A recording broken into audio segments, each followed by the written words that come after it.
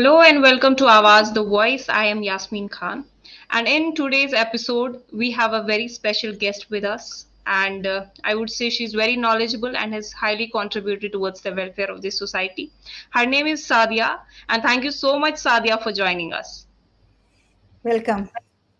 जी हम जो ये डिस्कशन शुरू करेंगे उससे पहले मैं चाहती हूँ कि हमारे जो व्यूवर्स हैं आप थोड़ा बहुत अपना तारुफ दें ताकि वो भी जानें कि आपने किस किस शोबे में काम किया है, करंटली आप क्या कर रही हैं। जी, बहुत-बहुत शुक्रिया आपका। मेरा नाम हलीमा सादिया है और मैं तालीम के शोबे से ताल्लुक़ रखती हूँ और अल्हम्दुलिल्लाह मैंने जून में ही 30 इयर्स कंप्लीट किए हैं। तो my association with education 30 years celebration recently I have done on 23rd जून। तो मेरा शुरू से ही तालीम और ताल्लुम से ताल्लुक़ रहा है, लेकिन अगर मैं अपने एजुकेशन की बात करूँ तो मेरी जो इब्तिदाई तालीम हुई है वो मदरसे से हुई है और मैंने वहाँ से आलमियत और फ़ज़ीलत किया। उसके बाद फिर जब मैं दिल्ली आई तो यहाँ से मैंने यूनिवर्सिटीज़ का रुख किया और वहाँ से मैंने बीए, एमए और पीएचडी और उसके अलावा कई सब्जेक्ट्स में मैंने एमए किया ताकि मैं अपनी जो सलाहियत है उसको ज़्यादा बढ़ा सकूँ, मुख्तलिफ़ शोबों की मालूमात हासिल कर सकूँ, मुख्तलिफ़ मज़ामीन में अपने को एनहांस कर सकूँ। और मैंने हिंदुस्तान में रह के हमदर्द पब्लिक स्कूल में 19 साल तक खिदमत अंजाम दी। उसके बाद फिर मैं दुबई आ गई। तो यहाँ मैं 7 इयर्स तक 2 स्कूलों में बहैसियत प्रिंसिपल रही। उसके बाद फिर मैं वापस इंडिया गई तो वहाँ दिल्ली वक्फ बोर्ड में भी एज़ ए डिप्टी डायरेक्टर मैंने काम किया और फिर मालदीव्स में ब्रिटिश इंटरनेशनल स्कूल में मैं प्रिंसिपल रही और फिलहाल अभी मैं दुबई में हूँ और यहाँ मैं एडुफैम इंटरनेशनल मेरी अपनी ट्रेनिंग कंपनी है, एकेडमी है। उसके तहत मुख्तलिफ़ किस्म के ट्रेनिंग प्रोग्राम्स दिए जाते हैं ताकि लीडरशिप की सलाहियतें उजागर हो सकें, 21st सेंचुरी स्किल्स डेवलप हो सकें। तो ये प्रोग्राम्स स्टूडेंट्स के लिए भी हैं, टीचर्स के लिए भी हैं, प्रोफेशनल्स के लिए भी हैं। तो ये जी मुख्तसर सा मेरा तारुफ आपके सामने है। जी that's a lot of experience. तो अभी मेरा जो पहला सवाल आपसे रहेगा वो उलेमा जो है हमारे मुल्क में उनसे जुड़ा सवाल है कि देखिए जब हम एक प्रोग्रेसिव सोसाइटी की बात करते हैं तो उसमें आपको क्या लगता है उलेमा जो है या हमारे जो इमाम वगैरह होते हैं उनका क्या रोल रहता है? देखिए उलमाए कराम बहुत ही बाहैसियत और बहुत ही मुअज़्ज़ज़ हज़रात कह सकते हैं। उनके शान में अगर मैं कुछ कहूँगी तो कहीं गुस्ताखी ना हो जाए, लेकिन फिर भी बहरहाल मैं कोशिश करूँगी अपने ख़यालात का इज़हार कर सकूँ। देखिए, एक जो कॉन्सेप्ट हमारे यहाँ है वो ये है कि एक तो होते हैं इस्लामिक स्कॉलर्स यानी कि उलमा जिन्होंने इस्लाम को पढ़ा है, समझा है, कुरान को पे उन्होंने गौर व ख़ौज़ किया है और फिर वो सही रूह तक पहुँच पाए हैं, वो है उलमाए किराम। और अगर हम बात करें कि जो मसाजिद के इमाम होते हैं, तो वो मसाजिद के इमाम की उतनी पकड़, उतनी गिरफ्त नहीं होती है इस्लाम पे, इस्लामी उमूर पे। बहुत उसमें उलमा भी होते हैं, लेकिन बहुत नहीं होते, सिर्फ़ वो हाफ़िज़ और क़ारी होते हैं। तो जी अगर आप समाज के मेमार की बात करें कि समाज में जो तरक्की पसंद समाज है, उसमें उनका क्या किरदार है, तो उनका बहुत अहम किरदार है। क्योंकि उलमाए कराम वो शख्सियात हैं, जिनकी बातों को लोग सुनते हैं और न सिर्फ़ ये कि सुनते हैं, बल्कि मुस्तनद मानते हैं और उस पे अमल पैरा भी होते हैं। तो अगर वो जो भी अपनी ज़बान से निकाल देंगे, वो एक कहते हैं पत्थर की लकीर की तरह होता है क्योंकि लोगों के हमारे हिंदुस्तानी माशरे में ख़ास तौर से मज़हब बहुत अहमियत रखता है और मज़हब हमारी ज़िंदगी में जड़ों तक असर रखता है। यानी कि हम मज़हब में ही पैदा होते हैं, मज़हब में ही पलते-बढ़ते हैं, मज़हब में ही जीते हैं, मज़हब में ही मर जाते हैं। तो अगर हम मज़हबी प्लेटफ़ॉर्म से कोई बात कहते हैं, तो वो बहुत ही असर रखती है। इसलिए उलमाए कराम अगर अपने प्लेटफ़ॉर्म से समाज के मेमार की बात करें, समाज में कंट्रीब्यूशन की बात करें, समाज में माहौलियात की बात करें, समाज में वीमेन एम्पावरमेंट की बात करें, समाज में एजुकेशन की बात करें, तो यकीनन वो बहुत ही मुस्तनद बातें होंगी और लोगों तक वो पहुँचेंगी और हमारे उलमा ने किया भी है ऐसा। ऐसा नहीं कि तारीख़ नहीं मौजूद है, तारीख़ में ऐसी बहुत सी मिसालें हैं, लेकिन अब उसे फिर से रिवाइव करने की ज़रूरत है। जी, देखिए जब हम भारत की बात करते हैं तो एक डाइवर्स मुल्क है, हिंदू, मुस्लिम, सिख सब लोग यहाँ पे रह रहे हैं।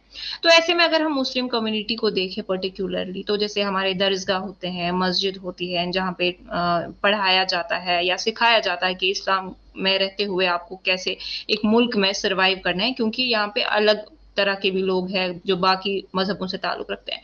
तो क्या लगता है कि किस तरह से जो हमारे उलेमा किराम है, किस तरह से वो कम्युनल हार्मनी या ब्रदरहुड है या पीस है, इस मैसेज को हमारे यंगस्टर्स जो है उन तक पहुँचा सकते हैं? जी, बहुत ही खूबसूरत सवाल है, ख़ास तौर से आजकल जो हिंदुस्तान के तनाज़ुर में अगर हम बात करें, तो इसकी बहुत अशद ज़रूरत है कि हमारे यहाँ मुख़्तलिफ़ मज़ाहिब के लोग रहते हैं और उसमें हम-आहंगी बहुत ज़रूरी है। और जी। स्पेशली मुसलमानों के लिए ये कहा जाता है कि उनके यहाँ टॉलरेंस कम है, मतलब कि एक आम तौर पे लोगों का नज़रिया है, हालाँकि मैं उसको उसकी तायीद नहीं करती हूँ, कि हुँ। दूसरे मज़हब के लिए जो टॉलरेंस होता है, दूसरे मज़हब को अपनाना, उनके तक़रीबात में जाना, उनके चीज़ों को एप्रिशिएट करना, तो यहाँ पे उलमा का ये किरदार सामने आता है कि वो इस्लाम की तालीमात को, जो कि हमेशा इस्लाम ने हमें अमन की तालीम दी है, हमेशा हुँ, हुँ। भाईचारे की तालीम दी है। इस्लाम ने हमेशा तमाम मज़ाहिब को एक साथ मिल के रहने और एक साथ मिल के आगे बढ़ने की तालीम दी है। तो इन तालीमात को अगर वो उजागर करें, लोगों तक पहुँचाएँ और अपने खुतबात में, अपनी तकारीर में, बल्कि अपने डे टू डे अमल में, अगर उलमाए कराम खुद जाएँ, आप दूसरे मज़ाहिब के लोगों से मिलें-जुलें, उनसे मुकालमात करें, उनसे बातचीत करें, गुफ्त-ओ-शुनीद करें। मुझे लगता है कि मुकालमे से बहुत सी बातें सुलझ जाती हैं। जब हम डायलॉग्स करते हैं, आपस में बातचीत करते हैं, बहुत सी ऐसी चीज़ें थी जो मुझे भी नहीं मालूम था कि दूसरे मज़हब में इस तरह से है, लेकिन जब हमने उनके उनके अफ़राद के साथ मेरा इंटरैक्शन हुआ, उनसे हमने बातचीत की, तो हमें पता चला कि दूसरे मज़ाहिब के लोग भी उतना ही अखलाकियात को अहमियत देते हैं, हम-आहंगी को अहमियत देते हैं, जितने कि इस्लाम में लोग देते हैं। जी। देखिए जब हम वुमेन एम्पावरमेंट की बात करते हैं, तो अभी कुछ वक़्त पहले मैंने एक सर्वे पढ़ा था, जिसमें मैंने ये देखा था कि जो मुस्लिम वुमेन है, उनमें जो डोमेस्टिक वायलेंस होता है, वो काफ़ी कम रिपोर्ट होता है। यानी कि जो औरतें हैं, वो खुलकर इस चीज़ के बारे में बात नहीं करती हैं। क्या मतलब हम जब इस्लाम की बात करते हैं, तो अगर एक औरत को उसके जो हस्बैंड हैं, वो पीटते हैं या बदतमीज़ी या बदसलूकी उसके साथ करते हैं, क्या इस्लाम हमें इस बात की इजाज़त देता है कि आपको चुप करके वो सारी चीज़ें सहनी है? क्योंकि जैसे जुमा का खुतबा होता है, तो क्या लगता है क्या उलमाए किराम जो है इस बारे में जुमे के खुतबे में के दौरान भी लोगों को अवेयर कर सकते हैं? उस पे क्या कुछ कहना चाहेंगे आप? जी देखिए, मैं तो ये कहूँगी कि इस्लाम, जैसा जितना कि मैंने इस्लाम का मुताला किया है, इस्लाम ने ख़वातीन को जितने हुकूक दिए हैं और ख़वातीन ने तारीख़ में उनका इस्तेमाल भी किया है, उतने मुझे नहीं लगता कि और कभी किसी नेशन में दिए गए हैं। जी। तो इसलिए हमें ज़रूरत इस बात की है, उलमाए कराम के प्लेटफ़ॉर्म से इस बात को लोगों तक पहुँचाने की ज़रूरत है कि जो औरतों के हुकूक हैं, उनको दिए जाएँ। देखिए, एक तो सबसे पहले गलतफ़हमी क्या है कि कुछ ऐसी बातें हैं हमारे मुआशरे में जो मज़हब के नाम पे राइज हो गई हैं। जैसे कि लोग कहते हैं शौहर मज़ाजी खुदा है, ठीक है? हुँ। तो जिस तरह खुदा को सजदा किया जाता है, अगर अलाउ होता तो शौहर को सजदा किया जाता।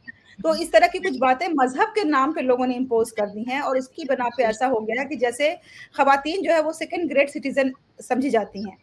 अगर बिल्कुल। यकीन जानिए कि अगर मैं हिंदुस्तान से बाहर, अगर मैं यूएई नहीं आती आज से 10 साल पहले, तो मेरे ज़हन में जो ना इस्लाम का इतना इस्लामी मुस्लिम ख़वातीन का ऐसा तसव्वुर नहीं होता जैसा कि यहाँ मुझे देखने को मिला है कि कितनी ख़वातीन एम्पावर्ड हैं, उनके कितने राइट्स हैं यहाँ पे, वो ज़िंदगी वो हर शोबे में देखी जा सकती हैं। वो पेट्रोल जी, पंप से लेकर के और जो आला हुकाम के मराकिज़ हैं, वहाँ तक देखी जा सकती हैं। तो आखिर यहाँ हुँ। भी तो इस्लाम फ़ॉलो होता है। मैं कहती हूँ जी, ये कौन-सी क्यों इस्लाम हर कंट्री में अलग-अलग फ़ॉलो होता है? मतलब यहाँ क्यों पे ऐसा मतलब होता है? ये दलील अभी दी मैं जाती मालदीव्स है। में थी, माफ़ कीजिएगा, अभी मैं मालदीव्स में थी, मालदीव्स तो छोटा कंट्री है ना, यूएई तो हम कह सकते हैं कि डेवलप्ड कंट्री में आ रहा है, लेकिन यूएई तो छोटा कंट्री है। वहाँ भी ख़वातीन इतनी एम्पावर्ड हैं कि उन्हें बिल्कुल मर्दों के बराबर राइट्स दिए गए हैं, वो ज़िंदगी के जिस शोबे में चाहें उसमें जा सकती हैं और अपना लोहा मनवा सकती हैं। यहाँ पे जब हम एजुकेशन के हवाले से बात करते हैं, तो काफ़ी लोग ऐसे भी होते हैं जो अपनी बच्चियों को नहीं पढ़ने देते। उनको ये कहते हैं कि बच्ची जो है उनको बोला गया है कि घरों के अंदर रहें और उनको ये बोला गया है कि आपके लिए जो है आपका घर का काम ज़रूरी है, चारदीवारी में रहना है, अंदर रहना है। तो एजुकेशन को लेके वो बच्चे जो है फिर पूरा सफ़र करते हैं लाइफ़ में आगे, फिर डोमेस्टिक वायलेंस का भी शिकार होते हैं क्योंकि उनको अपने राइट्स के बारे में नहीं पता होता है। आपने यही बात की कि पेट्रोल पंप पे भी यूएई में जो है खवातीन काम कर रही हैं। तो किस तरह से आप इस डाइवर्सिटी को देखती हैं? देखिए, ऐसा है कि इसमें कहीं न कहीं तहफ़्फ़ुज़ की भी बात आ जाती है। हुँ, कि हुँ। अगर हम विमेन तहफ़्फ़ुज़ नहीं प्रोवाइड कर सकते हैं, तो फिर ज़ाहिर-सी बात है कि उनके लिए चाहे कोई भी शोबा हो, वो मुनासिब नहीं है। तो सबसे पहले तो ये होता है कि एक वुमन के लिए तहफ़्फ़ुज़ का एक माहौल मुहैया कराया जाए, जहाँ पे उसे घर से बाहर निकल के काम करने में किसी किस्म की दुश्वारी ना आए। और ये हुँ, इख्तियार कि उसको काम करना है या नहीं करना है, ये औरत के पास होना चाहिए। क्योंकि हुँ, एक और हुँ। जो गलतफ़हमी आम तौर पे लोगों के ज़हनों में है, वो ये है कि औरत नाक़िसुल अक़्ल है اور وہ اپنے فیصلے نہیں کر سکتی ہے. یہ بہت بڑی غلط فہمی ہے جس کو دور کرنے کی ضرورت ہے, کیونکہ عورت کو بھی اللہ نے اتنے ہی دماغ دیا ہے, سوچنے سمجھنے کی صلاحیت دی ہے جتنی مردوں کو دی ہے.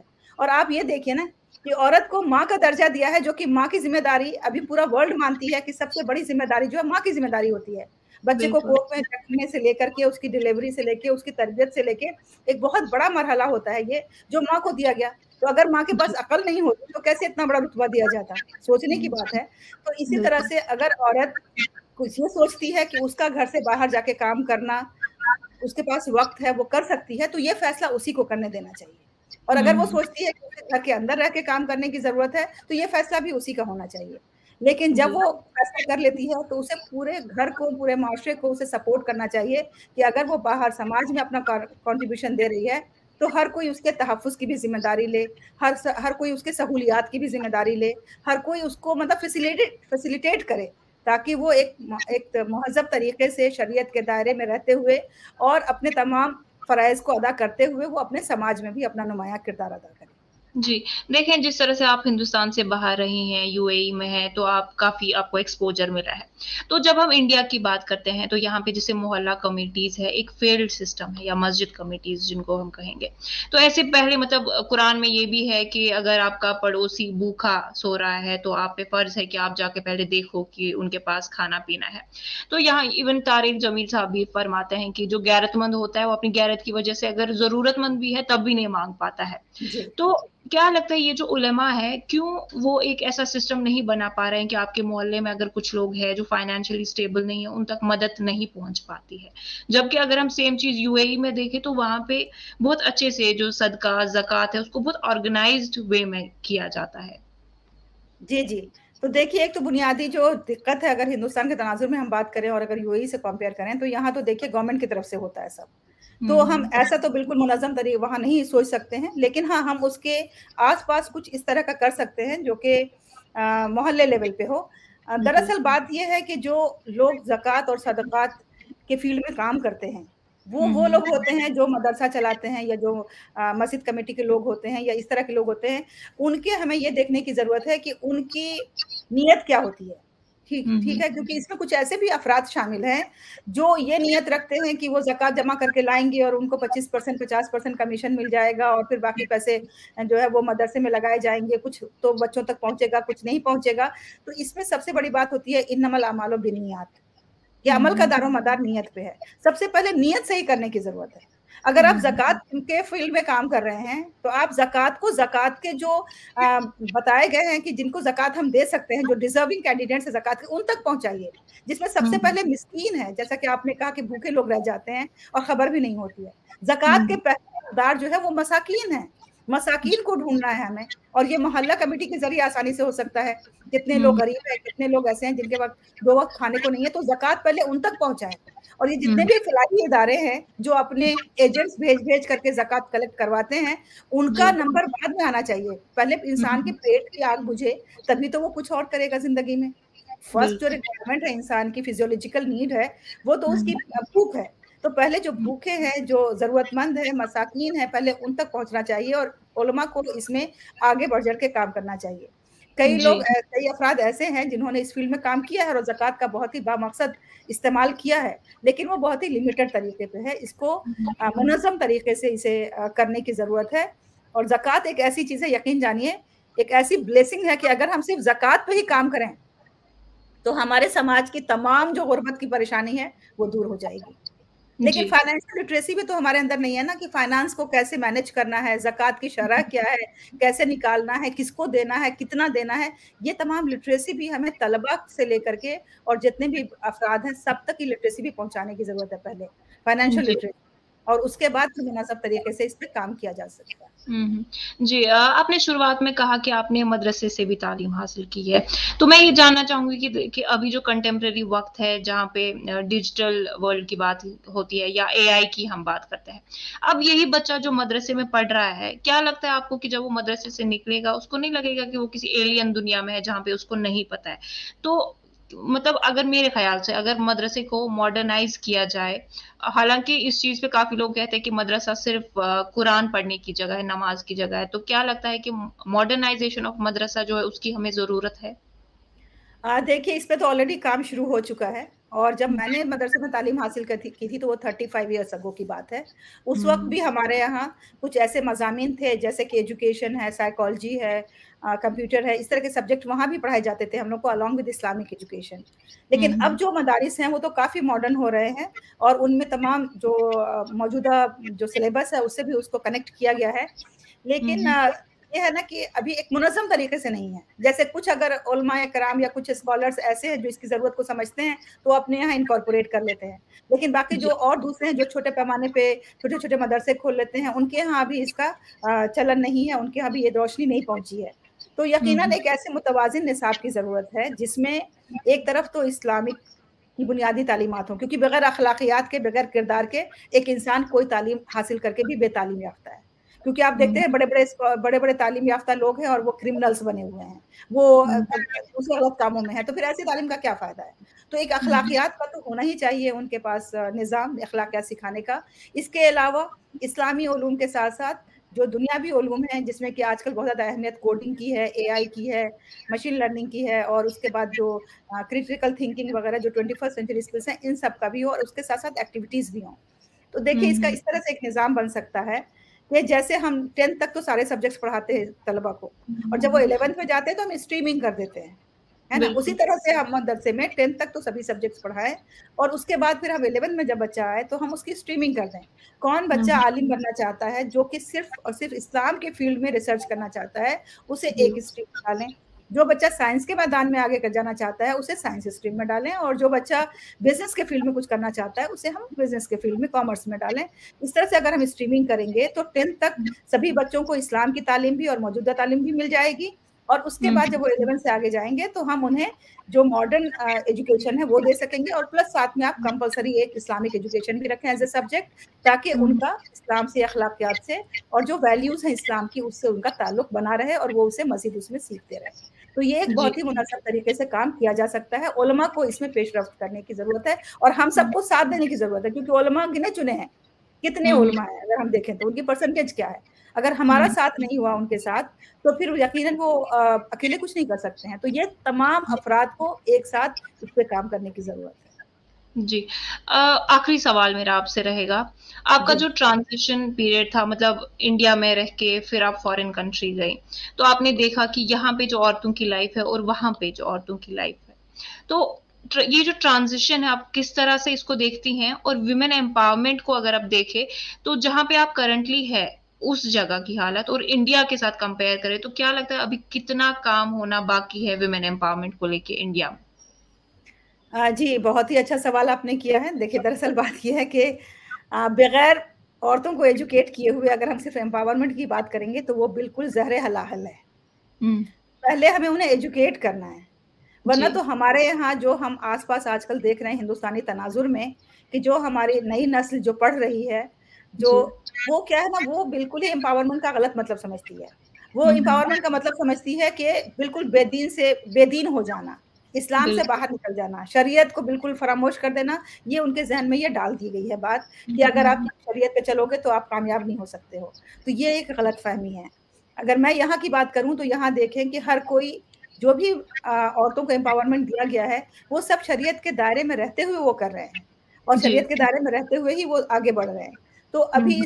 इस सिलसिले में भी काम करने की ज़रूरत है कि हमें अपनी नस्ल को ये भी बताना है कि मज़हब किसी भी तरक्की की राह में रुकावट नहीं है। आप मज़हब पे चलते हुए भी तरक्की कर सकते हैं। मैं ये सवाल करती हूँ उनसे कि चलिए अगर आप एक डॉक्टर हैं, ठीक है?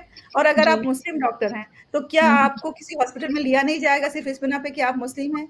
कि वो आपको पहले चेक करेंगे कि आपकी डॉक्टरी की सलाहियत कितनी है।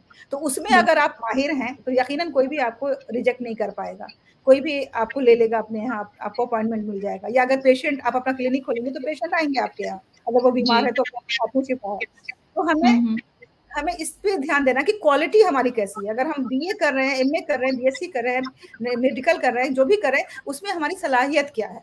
हम अपनी जी। सलाहियत को तो पीछे रख देते हैं और सिर्फ़ ग्रम्बल करते हैं, हमें मौके नहीं मिलते, हमें चांसेस नहीं मिलते, हमें अपॉर्च्युनिटीज़ नहीं मिलती। तो हमें इस सिलसिले में काम करने की ज़रूरत है। First educate the minds, then give them the empowerment. और ट्रू। अल्हम्दुलिल्लाह हिंदुस्तान में अगर हम बड़े शहरों की बात करें तो विमेन काफ़ी एम्पावर्ड हैं। लेकिन हाँ, स्मॉल टाउन्स की बात करें, जैसे कि अगर हम हरियाणा, पंजाब, राजस्थान वगैरह इस तरह के इलाकों में, या बिहार के कुछ बहुत ही रिमोट इलाकों में, वेस्ट बंगाल में, तो वहाँ पे अभी भी थोड़ा-सा इस सिलसिले में काम करने की ज़रूरत है। अदरवाइज़ साउथ इंडिया भी काफ़ी एम्पावर्ड है, आप देखें वहाँ की ख़वातीन काफ़ी आगे काम कर रही हैं, मुस्लिम ख़वातीन भी। तो एक अच्छी लहर है वहाँ पे। मुझे तो बल्कि अब दूसरी तरफ से फ़िक्र है कि जो अखलाकियात से दूरी पैदा हो रही है, मुझे तो उसकी फ़िक्र ज़्यादा लायक हो रही है। बिल्कुल, बिल्कुल, बिल्कुल। जी, वक़्त की थोड़ी कमी है हमारे पास, लेकिन ये इंटरव्यू आई थिंक अभी की जनरेशन के लिए I think this is much needed. बहुत-बहुत शुक्रिया सादिया, हमें टाइम देने के लिए, बहुत शुक्रिया। जी, जी, आपका भी बहुत-बहुत शुक्रिया हमें इनवाइट करने